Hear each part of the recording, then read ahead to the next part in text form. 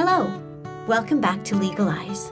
I'm Shannon and Emery, and today I'm here with Justine and Fallu of Gun Law Group. And today we're going to be talking about child support recalculations. So Justine, do you want to tell me why you and I were thinking this would be a good topic for today? Well, as of the recording of this episode, it is July 10th, 2025, which means that for most people with child support orders, you should have exchanged your financial disclosure for the year by now and started paying a new amount of child support. Shannon and I do not see much information provided out in the public about this deadline that applies to almost every separated family, and certainly every separated family with a court order.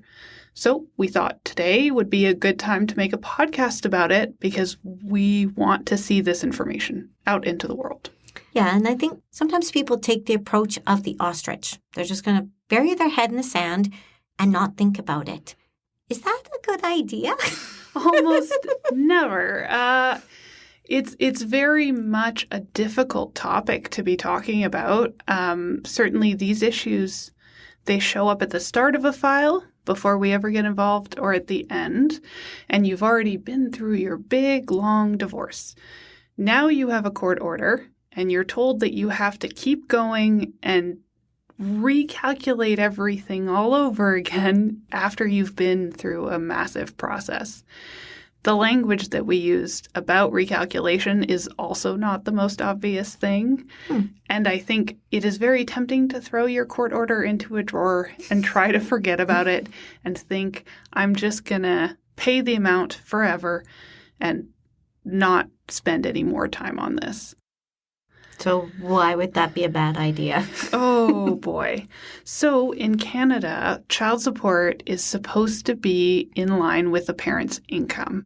And so it is almost impossible for a parent to make the exact same amount of money every year on the dot. I don't think I've ever seen that. Have you? No. And so that child support is supposed to match the payors' standard of living, which is based off their income. And so people will get into a situation where they are overpaying or underpaying child support based on their income. And while year to year, that difference might be very minor, $10 to $15, if that, usually we only hear about it when it becomes a problem. So do you mean like when people are finished, they've wrapped up all their matters and they have the written agreement, maybe minutes of settlement or whatever they're going to call it, their separation agreement, and it says parent 1 will pay parent 2 $342 as child support every month, that parent 1 just can't keep doing that for years and years and not think about it? No, I think people wish that were the case. But we do need to recalculate child support every year. If you read your separation agreement or your court order, it will have a requirement that you exchange new financial disclosure every year and recalculate the amount. Does that mean like everything they had to provide when they were separating, they have to do that all over again every year? No. Okay. So the scope the scope of financial disclosure depends on every family. Okay. So for T4 employees, that's usually pretty easy. What does that mean, T4 employees? So if you are paid by a single person or a single company, and you receive a T4 in February, which has to be provided to you before February 28th of every year, and you file your taxes just based on that, then you're a T4 employee. You are the easiest person to deal with in child support land. At that point, you just exchange your tax returns because in the context of calculating child support, we assume that your line 15,000 on your tax return is what we are basing your child support off of. And that is based on gross income. The calculation takes into account tax implications. So it's not the net amount you get every month. You do need to have your tax return there. The court orders that we have about child support include pay stubs often on the mandatory requirements, and that is meant to update income information. So by providing pay stubs, if we can tell that somebody is making much less than last year, that's kind of the first red flag that we might use, that even two people working together might use to say, maybe we shouldn't go off last year's income to set the child support amount. So I'm just curious, what do families do if they realize that the payor is not making the same amount, whether it's more or less, than the year before? Do they have to go back to lawyers to figure out what their next steps are? There's a few different tools that people can use if they realize there's a significant difference in income. So something just to keep in mind is if somebody makes $100 more or $100 less in a year, the impact on child support might be $1 or $2. Okay. And so going back to a lawyer to add $12 over the year, it'll cost more than you get. So that's one thing to take into account. But you might not know what to do until you look at a calculator. So there is the online child support calculator. I always tell people, you Google Child Support Calculator Canada. The first link that should pop up should have a little maple leaf next to it. You want to make sure that you're using the official calculator through the Government of Canada website. It's a little counterintuitive. I was talking to somebody recently, and the calculator says 2017 on it, which as lawyers, we laugh because we know that that's the last time the child support calculations got redone. But to somebody else, they might say, I'm not going to use that website. It says 2017 on it. No, that is the appropriate version to use. The last update before that was in 2011, so this is the 2017 version everybody is using. When you click on that calculator, it will ask you for 3 pieces of data. 1, the province you live in. 2, how many children you have with the other person or that you would be paying child support for. And 3, what is your line 150 income or line 15,000 now since the last renaming of CRA? So it's just based off that amount and those 3 pieces of data. It'll spit out a number. And then you can tell what the difference was because the child support guidelines are based off $100 increases. If your increase or decrease in the amount you make is less than $100, it's almost not worth even doing the calculation. There won't be a significant difference between the two. So it has to be more than that.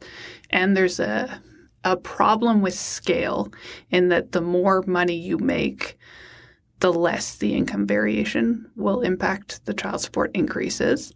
So you mean like if a person is already making, let's say, $180,000 and they have an increase that might be felt less with respect to a change than if you went from $50,000 to $70,000?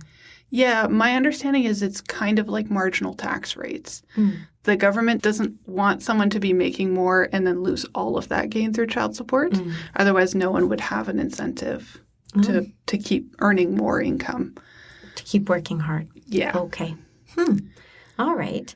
So how reliable is that online calculator? Do you think, like, if people use that and like, how would the payor protect themselves to say, look, I did the calculation, I double checked, I made sure, or is it enough that the payee, the one who's getting paid, they do that calculation? Like, it's a good idea to kind of have a manual or a few steps to make sure. So the first thing that absolutely protects the payor and the payee is documenting the conversation. So you send an email to your ex providing a copy of your tax return so that then everybody can see everything. Then you say, well, I did the calculation on this website. This is the number that spit out. It's useful to send the link because then we're all clear about which calculator was used. For sure. Then you could say, okay, I would like to start paying this amount. For an increase in income, there is no getting away from it. So you might as well just start paying that amount right away. For a decrease, you might have to go see a lawyer if it's a significant decrease and if you think that there's going to be an argument with your ex about it. Because it is it is much more legally problematic to start paying less without the payee's consent than it is to be paying more. No one says no to more money. Right. So that makes sense. Yeah. And so what if, I'm just going to throw out a scenario here, payor is on good terms with their ex, and the ex knows that they've had an increase in salary like every year for the last 3 years, but the recipient has never asked for an increase in child support. Can they just keep going with what they had in their agreement and not worry about it since she's not asking, he's not paying? No, that's exactly where the problems hit. So in Alberta and across Canada, we've hit so many cases of this where the payor just relied on the agreement, but they knew their income had increased. We take a very poor view in Canada of people who don't share that information with their ex. But in my scenario, they shared it, but the ex wasn't asking for more. So is it okay that the payor just doesn't pay more? No. No. No, that's the short answer. Yeah. And that would be the answer that the judge would give if this went back to court. So I guess there's two issues that kind of immediately come up.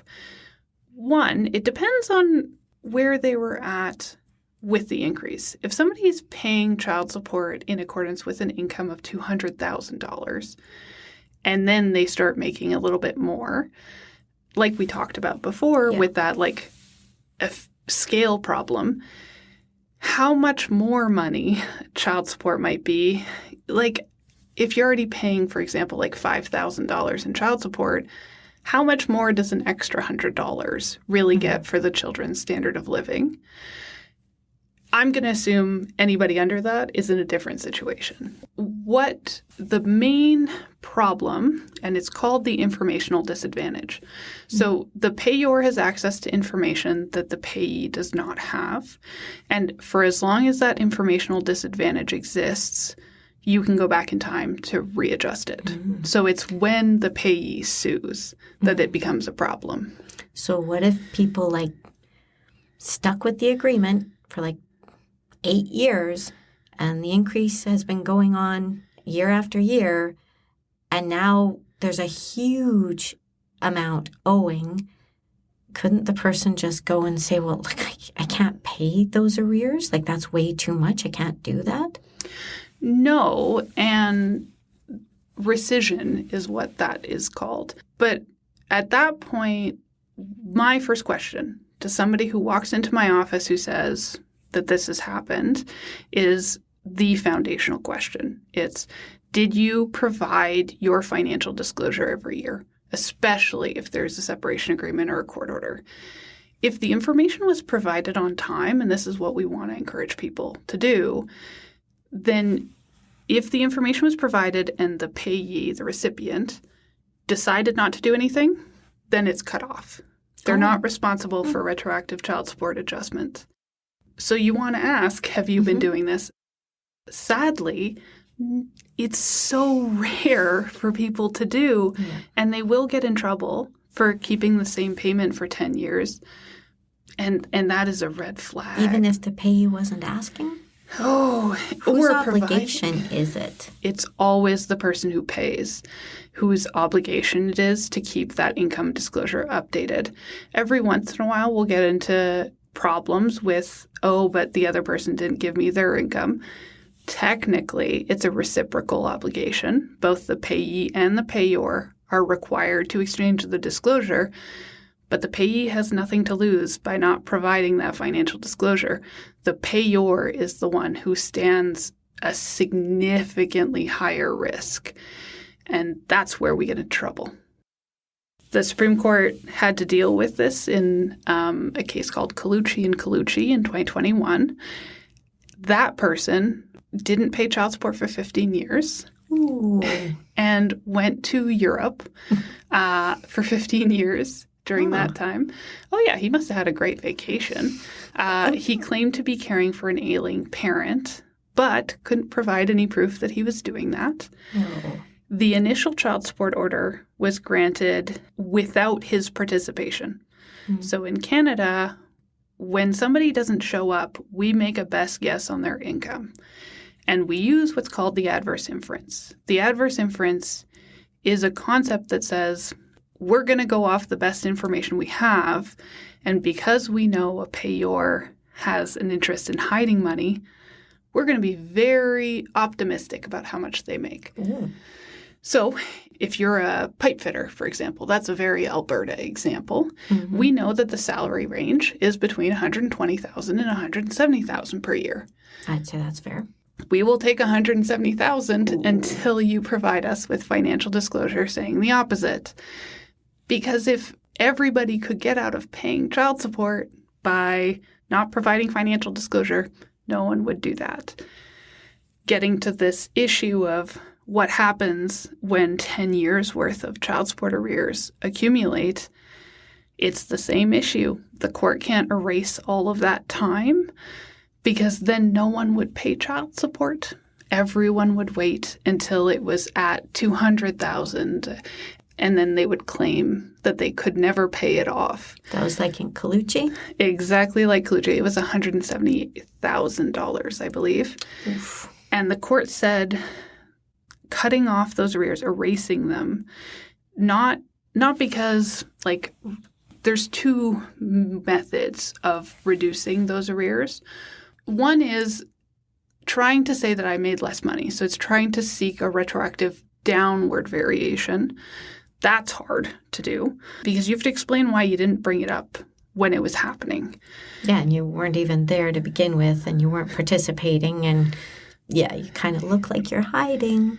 Yeah. Yeah, and if it was genuinely meant and a serious crisis when you have done something about it, Mm-hmm.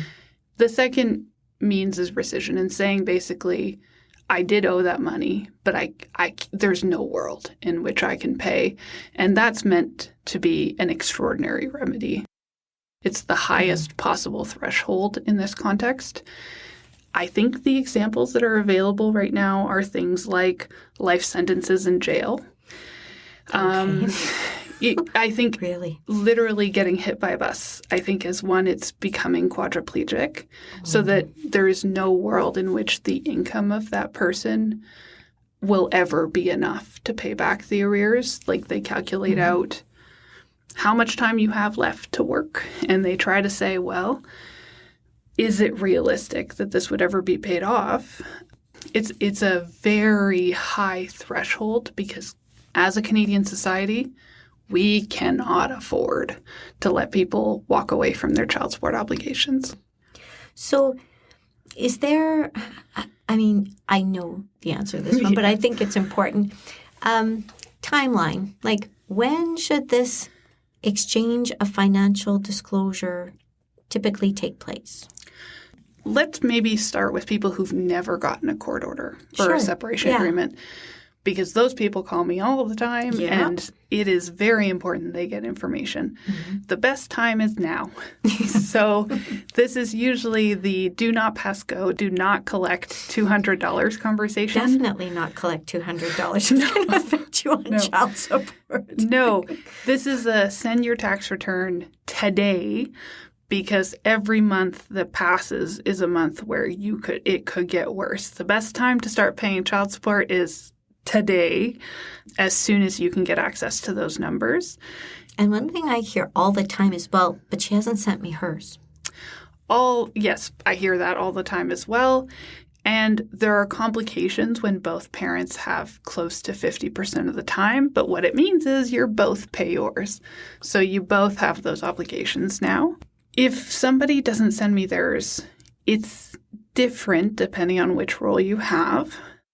If you are the payor and the payee does not give you their financial disclosure, you kind of hit a roadblock for what's called in the legislation Section 7 expenses. So shareable expenses like childcare, that's supposed to be in proportion to income.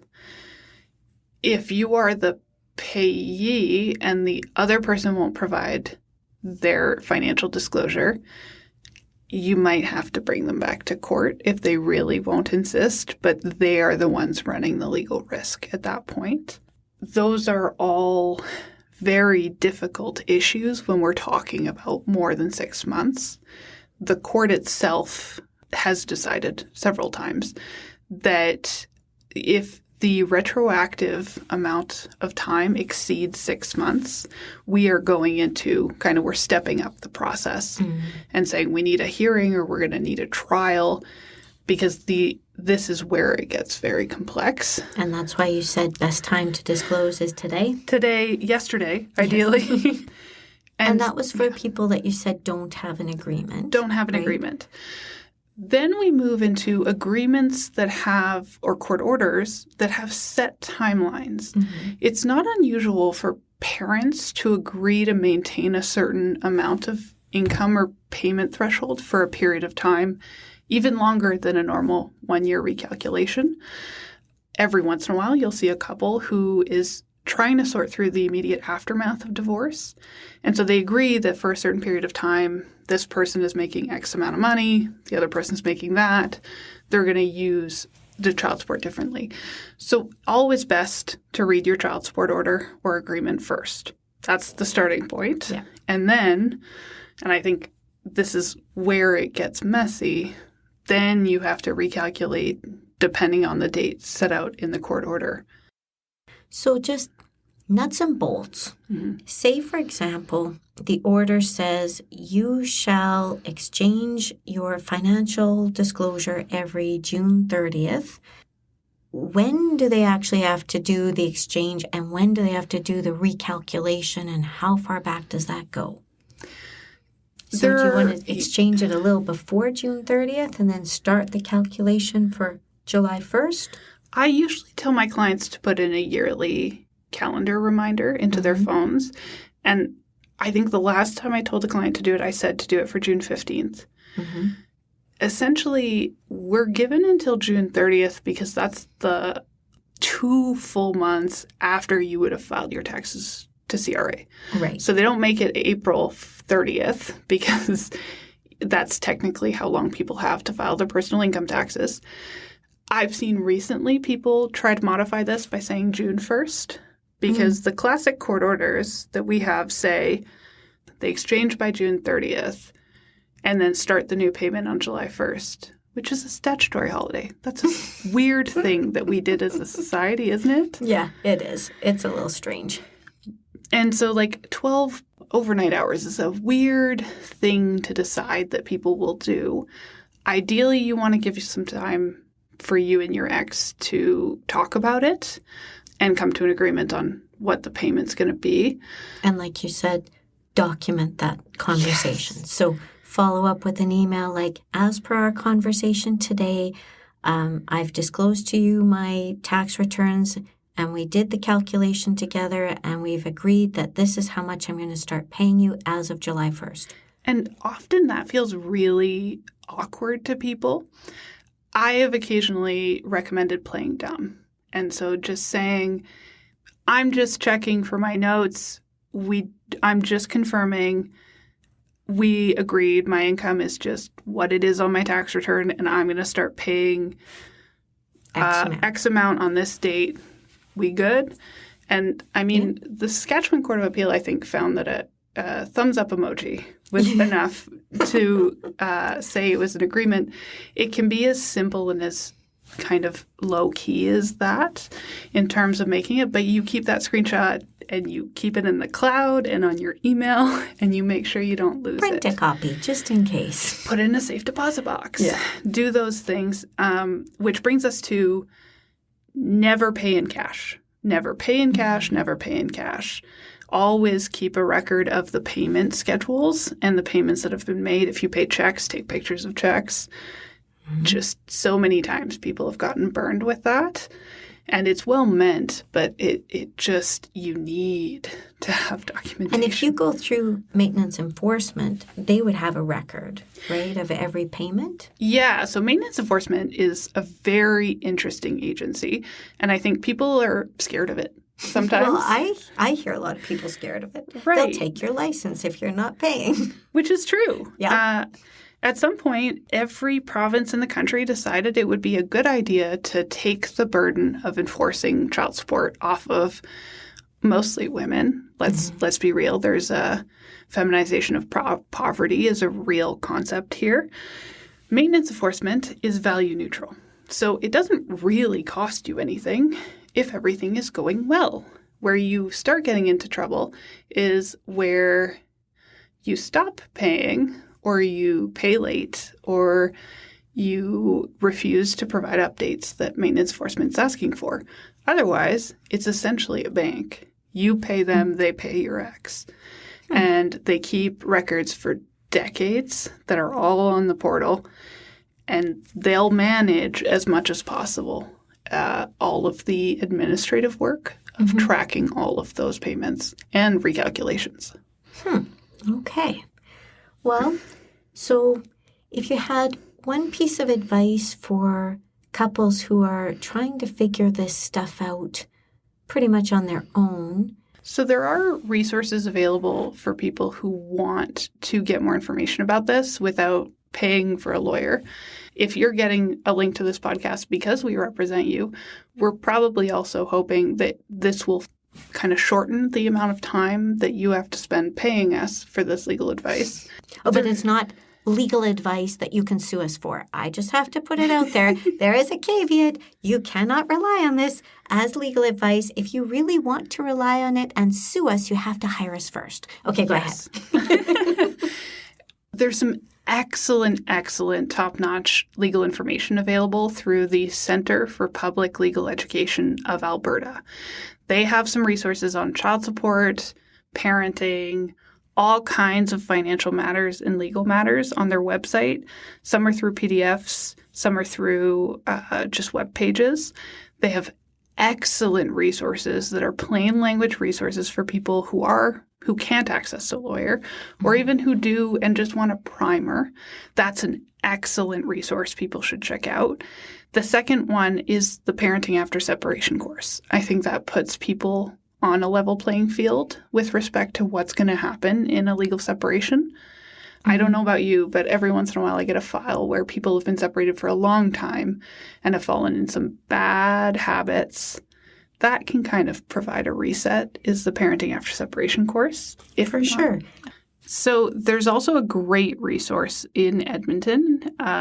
You can call from anywhere in the province as well. It's the Centre Albertain d'Information Juridique for those who are francophone, or the Alberta Legal Information Centre. That's a really unique legal information clinic. Unlimited appointments. It's only legal information. I think they do some notarizing services as well. They try to provide service in different languages as much as English possible. too? English, French, and a few other languages that they have available. They'll sit with you and walk you through which forms. This can be such a difficult process for people. They can answer a few surface-level questions. They might redirect you to lawyers if they need to. But for the nitty-gritty of, I don't even know what to put down on the form, I think that's a great resource, along with Student Legal Services of Edmonton. In Alberta, we are blessed with a variety of legal clinics who provide low to no income services, and we should absolutely take more advantage of them if possible. And then, if you can also visit Gun Law Group. Absolutely. And that would be it for I love today. child support recalculation files. Good. Well, I'm glad we've been able to chat about this today. And if you have any questions, feel free to give us a call. Thanks, Justine. Thanks, Shannon. Bye.